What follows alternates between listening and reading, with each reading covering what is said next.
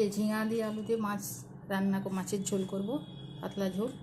এই জন্য প্রথম ঝিঙা উঠেছে, এই জন্য কড়াইতে তেল দিয়েছি, লবণ আর হলুদ দিয়ে ঝিঙা আলুটা ভেজে নেব। সামান্য হলুদ লবণ দিলাম, হলুদ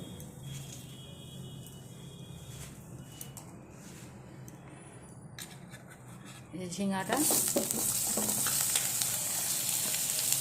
এই আলুটা ভেজে নিচ্ছি।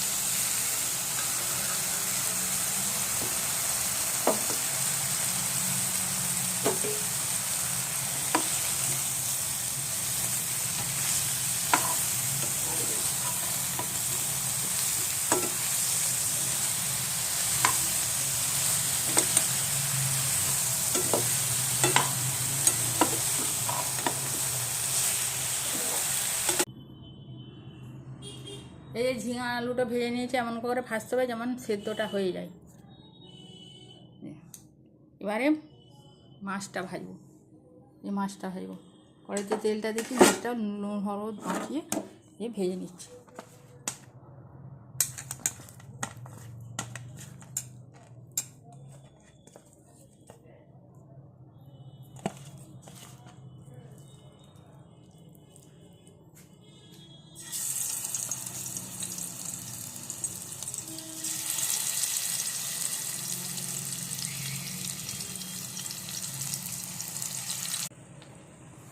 এই মাছগুলো লাল করে ভেজে নিয়েছি, এক এক করে তুলে নিচ্ছি।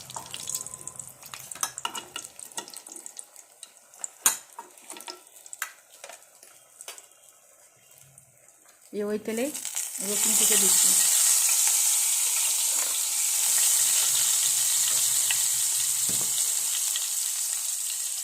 রসুন কেটে কষতে হলে পেঁয়াজ কুচনো পেঁয়াজগুলো দিচ্ছি।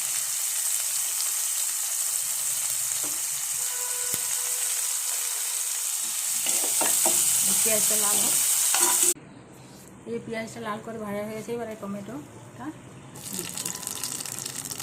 এই টমেটো দেওয়ার জন্য ঝিঙা আলুটা ভাজার সময় ঢাকা দিয়ে ভাজতে হবে যেন সিদ্ধ হয়ে যায়। এবারে মশলাগুলো সমস্ত হলুদ, জিরা, লবণ, লঙ্কাগুলো দিয়ে কষি দিই। এই টমেটো দিয়ে মশলাটা কষে নিয়েছি, মাছটা ঝিঙা আলুটা দিয়ে দিচ্ছি। ঢাকাটা খুলে দিই,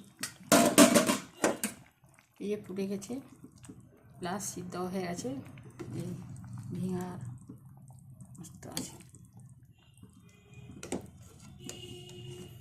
এভাবে নতুন ঝিঙা উঠেছে, ঝিঙা আলু টমেটো দিয়ে ঝোল করবে, পাতলা ঝোল।